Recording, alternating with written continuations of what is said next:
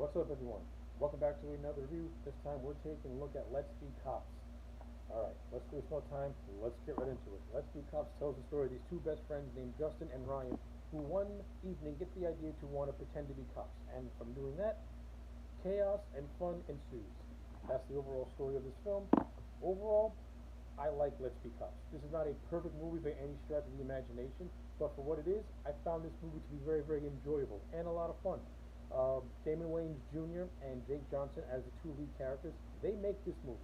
Their on-screen comedic chemistry is really, really good, and they just have a good rapport with one another, and I buy them as being best friends.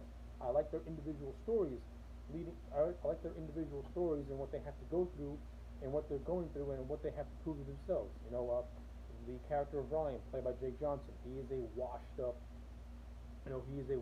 college star who doesn't have his value, who is afraid of who has no value in himself. And his friend Justin, he's a timid person who doesn't like to who will run when his life starts to come close to having some sort of challenge for him.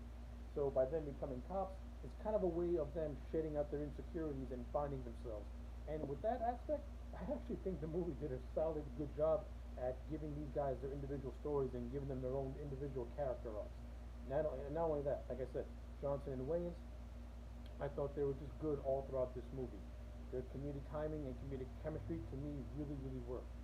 If this movie had if this movie had better writing and utilized their talents better and the chemistry better, then this it would have been fine. Like Let's Be Cops to me should have taken a page more out of the 21 Jump Street movies with Jonah Hill and Channing Tatum. It should have taken that basic template and applied it to this movie.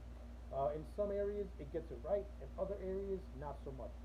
There are moments in this film where I think the director Luke Greenfield has a very hard time trying to juggle the more dramatic action portion of this movie, and then trying to balance out the slapstick comedic parts of this movie. Like the first half of this movie is funny. Like to me, it's really funny. Like when they're first acting as cops, it's very humorous and very enjoyable. As the film progresses, it kind of takes more of a darker turn. And like, not to say that you still don't have those comedic elements peppered throughout, because you do, but it kind of gets more darker. I think Let's Be Cops should have taken a page more out of the Lethal Weapon playbook, since since since the end of the movie tries to go down that route where the comedy is more downplayed and the drama and tension is more upscaled. Specifically when you get to the third act of the film, that's where the a lot of the that's where Greenfield to me has a very hard time trying to balance out the drama and the action, while all the while it's trying to put in the comedy. I think the third act is where he has a little bit of a hard time juggling all of it. Though the climax is very entertaining, the whole shootout is very entertaining against the villain Mosik and his goons in an underground tunnel. So I'll give it that. Uh, so yeah, the two leads I thought were good. The overall story of the movie is very enjoyable, though it can be very, very lopsided. I mean, some of the action sequences are really well done and very well shot. You do get some instances of shaky cam, to me it's a little, back off a little bit, but it's good. The supporting cast of the film, I also thought was very solid. You have Rob Rigel, who plays a real cop in the film called Seegers, who kind of befriends the Justin and Ryan characters. So I like that. I like that aspect of the film, and I like Rob Rigel as an actor. I think it's really, really funny, and I like that the whole third act includes Seegers, Ryan, and Justin, the three of them teaming up to take down the Mosik character, played by James Darcy, who puts in a very good performance as like this Russian immigrant gangster. Like I thought Darcy did a really good job as the villain. He really comes across as very intimidating. So I like all that. Andy Garcia plays a detective named Brolin, who is actually working with the Mosik character.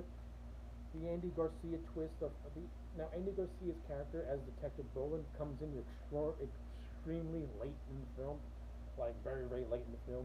It would have been better if his character was already established earlier on in the movie, and I had earlier interactions with Ryan and Justin prior to the big twist of him being in bed with Mosik, or just already reveal that Brolin and Mosik are working together, and have and then just have Justin and Ryan start the course of the movie with Seegers, all three of them team up to discover what's really going on. Do something like that instead of waiting like the last half hour to bring in the Andy Garcia. They last maybe half hour to 45 minutes is when Garcia's character really takes center stage. But you kill him off anyway at the end, so I don't know. Either you could have done that or just not have the character in there in general. But for the scenes that he was in, I thought Andy Garcia did a decent job. Nina Dobrev, who plays this character named Josie, who is the love interest of Justin, I thought Waynes and Dubrov had very good chemistry with one another. The romance was fine. I like the idea of her being a makeup artist, and I like the whole thing of Justin trying to tell Josie that he's a cop, but he just can't find the words to get it out. I thought all that stuff was fun for the most part. So yeah, and I also like some of the early, I also like uh, some of the earlier jokes when Justin and Ryan are first being cops, where they got to break up like a domestic dispute and things like that. Very good comedic stuff. And then once the movie starts to pick itself seriously again, they also get very entertaining. And the whole thing of Justin being a struggling video game programmer with no backbone until you get to the end of the movie where he finally gets a chance to pitch his game. I also thought that was a good moment for him, a good moment too. Uh, so yeah, like Let's Be Cops overall, it is extremely entertaining. Is it flawed? Yes. Could you have done things better? Absolutely. Is this movie is this movie deserving of a rating of 20%? Absolutely not. It's not that bad of a movie. I actually think it's fine. It's a 6.5 out of 10 for me. It's extremely enjoyable. So yeah, those are my thoughts on Let's Be Cops. Let me know yours in the comment section down below. Like the video and subscribe, and I'll check you back next time for more.